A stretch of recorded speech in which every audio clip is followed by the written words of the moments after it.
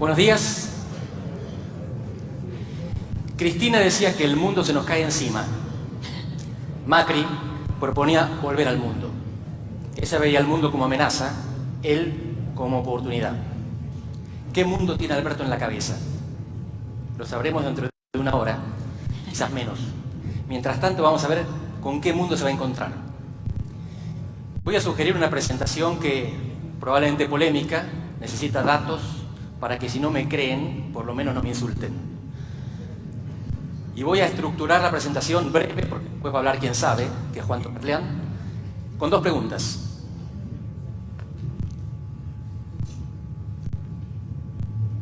La primera es, ¿por qué no funciona la tecnología? ¿El mundo está en transición? Esta es la visión clásica de las relaciones internacionales. Hay un mundo en orden, bipolar, unipolar. Hay un cambio porque una potencia emerge y otra declina, y pasamos a un nuevo orden luego de la transición. La transición es desordenada, pero nos conduce de un orden al otro. Propongo un escenario alternativo, en el que ya estamos en el nuevo orden, y es desordenado. Estamos condenados a vivir en un mundo que no va a volver a estabilizarse. Estamos condenados a la turbulencia y a la rabia. Esto no es necesariamente así, pero esto es posiblemente así. Entonces es mejor prepararnos para eso, para vivir en un mar embravecido. La segunda pregunta es, en este mundo embravecido y turbulento, ¿la región está girando a la derecha, así como giró a la izquierda la década pasada? ¿O enfrentamos también un escenario complejo en el cual no hay giro a la derecha o a la izquierda, hay desacople? Algunos países que van para un lado y otros para el otro. Algunas políticas que se integran y otras que se fragmentan. No tomo posición. Vamos a analizar mapas y datos. Y este es el primero. Es un mapa viejísimo. Es del año pasado. Lo que ven en azul son los países libres, democráticos. Lo que ven en rojo, no. Y hay diferentes tonalidades y matices en el medio. América Latina sigue siendo parte de un remanso de democracia, pero ya no de estabilidad democrática. En América Latina hay mucha inestabilidad presidencial, no siempre por golpe de Estado, es más, casi nunca por golpe de Estado. Hay juicios políticos, hay destituciones de otro tipo, hay renuncias anticipadas, hay presidentes declarados insanos por el Congreso, menos de lo que deberían. Pero fíjense que lo que estaba azul, quizás hoy siga siendo azul, pero es un azul marino, con olas y con mareas. Bolivia y Chile son los países que tienen el mejor desempeño en reducción de la pobreza y de la desigualdad en los últimos años. Bolivia y Chile.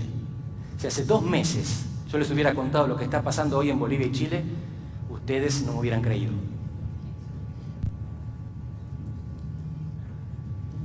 Este es otro mapa un poco más presente. Y lo que hace es pintar al mundo en 3 colores en función de esto, de las 3 grandes potencias de América, Europa y Asia. ¿De quién importamos más? ¿Estados Unidos, Alemania o China? Los países que están en azul importan más de Estados Unidos. Los países que están en naranja, de Alemania.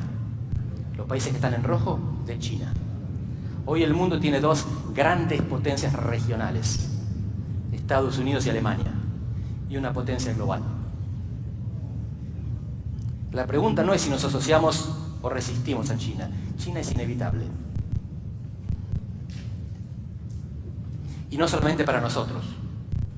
Todavía estamos pensando en el mundo. Estamos pensando en una región que nos es muy próxima, muy querida. De ahí venimos buena parte de nosotros, Europa. Y Europa pasó por problemas serios, tiene 3 grandes crisis. Cuando hablo de Europa me refiero a la Unión Europea. El Brexit, las migraciones y el euro. Y la peor de todas es el euro, porque es la que puede acabar con el proyecto europeo. Esa crisis la paró Mario Draghi, pero esta era la situación del norte de Europa, países superavitarios. Y esta era la situación del sur de Europa. Europa está quebrada por la mitad. Pero lo más interesante de este gráfico no es que el norte es acreedor y el sur es deudor. Es que hay una línea azul en el gráfico de arriba que está abajo, que es deudora, que es Francia. La Unión Europea está dejando de funcionar porque el eje franco-alemán está dejando de funcionar. Porque Macron tiene que ajustar y Merkel tiene que expandir. ninguno consigue convencer al otro de que va a cumplir su parte por lo tanto el otro no cumple la suya. Esto es el mundo, pero es una región también. Fíjense cómo está esta región. Yo les puedo asegurar con un grado de certidumbre cercano al 99,9% que dentro de 20 años Argentina va a existir. Y Portugal también. Pero España no sé. Y Bolivia tampoco. Las fuerzas de fragmentación son muy poderosas y están relacionadas a veces con cuestiones identitarias, sobre todo con cuestiones identitarias. La economía globalizaba, la identidad nos fragmenta, y hoy la identidad tiene más fuerza que la economía. Vamos a ir de a poco en nuestra región, aunque este gráfico todavía es global. El gráfico es muy sencillo. Lo que nos muestra es cómo morían las democracias hasta hace unas décadas y cómo mueren ahora. Y hasta hace unas décadas morían de golpe, de repente. Los militares tomaban el poder. Y ahora mueren de a poco. Y mueren desde adentro. No por líderes electos que son destituidos, sino por líderes electos que no se quieren ir. A la democracia la están matando lo que algunos llaman los populismos. Creo que es una palabra demasiado estirada. Son los líderes electos que se transforman en autoritarios. Esto no es novedad. Hitler y Mussolini rompieron la democracia de esa manera. Estamos volviendo a esos tiempos con mucha más suavidad.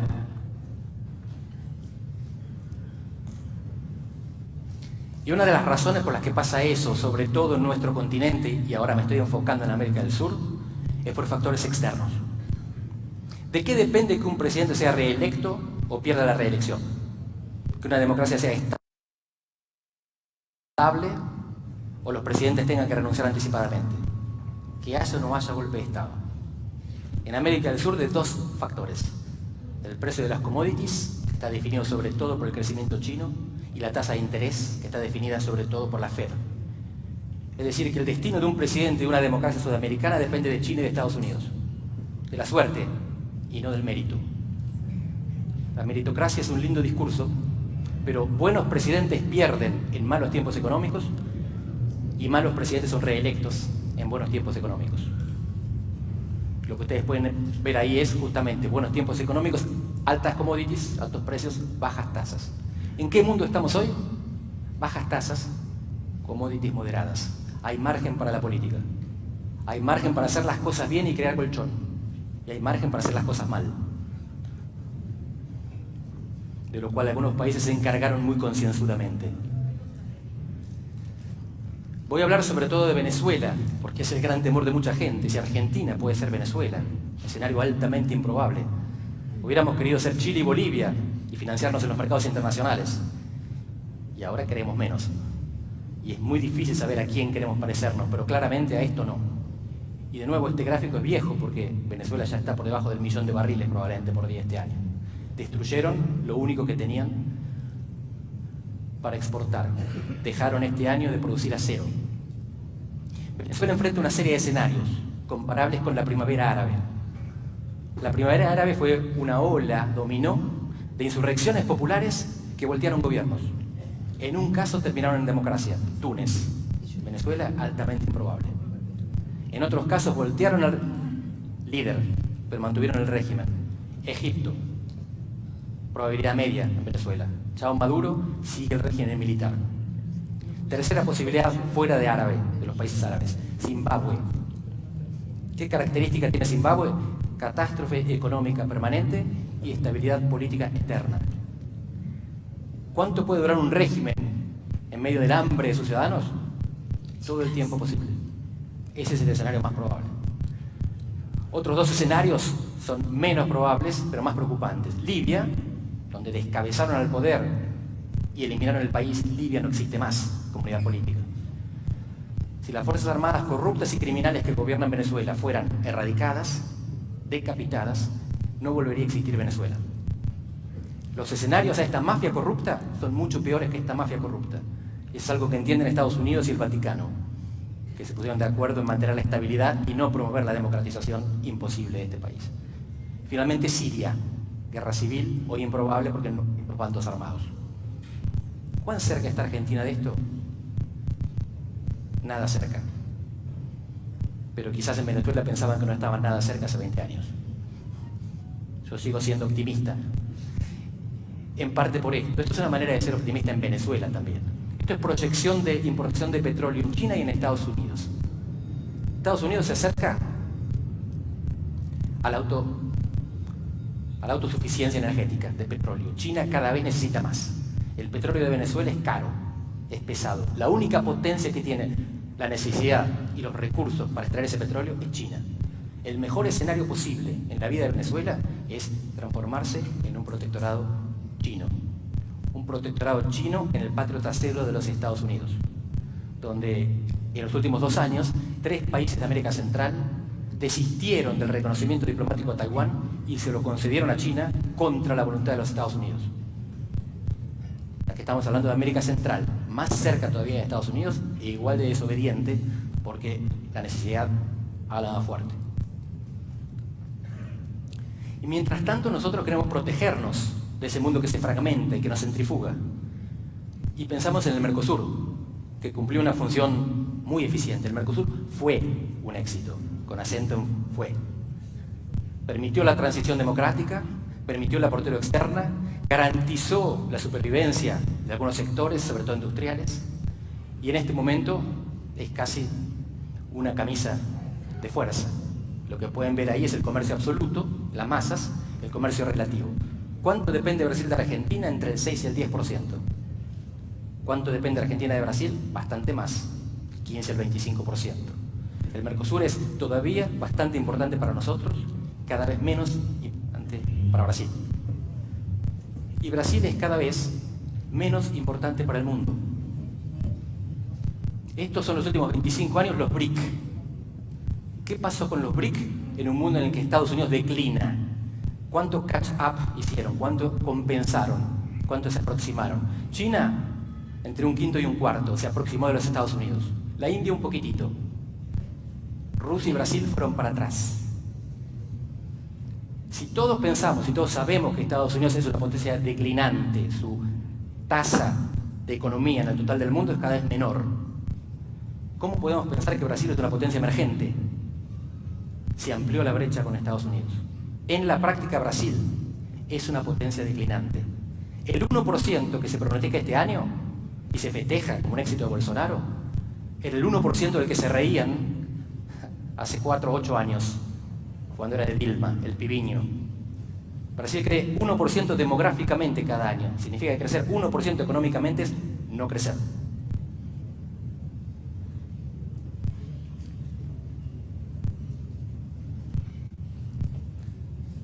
Y esta es la interdependencia simétrica entre Brasil y China. Brasil depende cada vez más de China y China depende siempre poco de Brasil. Es decir, que Argentina depende mucho de Brasil, Brasil depende mucho de China. ¿Por qué pretenderíamos cubrirnos solos? Sobre todo teniendo en cuenta que demografía manda. Nos guste o no, el 50% de la humanidad, que son los que producen y consumen, viven en el círculo iluminado. Y cuando eso empiece a diversificarse, va a ser para África, no va a ser para América Latina. Sí, quizás algún día tengamos que reivindicar a los que querían vender pollos en Angola.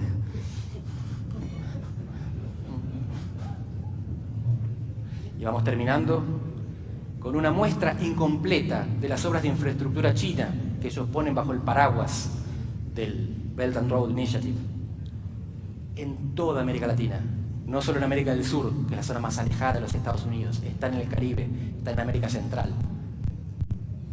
América Latina es una región cada vez más desgarrada por China, de alguna manera intervenida, pero con mucho cuidado. Los chinos no imponen condicionalidades, no piden nada a cambio, no les importa el tipo de régimen. Solo quieren que les garanticemos las inversiones y les devolvamos los préstamos. Puro pragmatismo. Y fíjense si no es pragmático, que Bolsonaro asume el 1 de enero de este año con ese programa. Todo para Estados Unidos, nada para China. Y termina su primer año de gobierno organizando la reunión de los BRICS. No está muy contento. No pasó un año y en la declaración de los BRICS no aparece nada de América Latina, no se menciona Venezuela, no se menciona Bolivia. Esto es la concesión ante la realidad. China es inevitable. ¿Cómo hacemos para acomodarnos en este mundo que viene? En este mundo en el que no nos damos cuenta que dependemos tanto de China porque nuestra relación con China está intermediada por Brasil. En en este mundo en que América del Sur está ya dividida en tres. El Mercosur puede seguir sirviendo si se modifica. El Mercosur como está, solo funciona o funcionó en Europa. Muchas gracias. Excelente.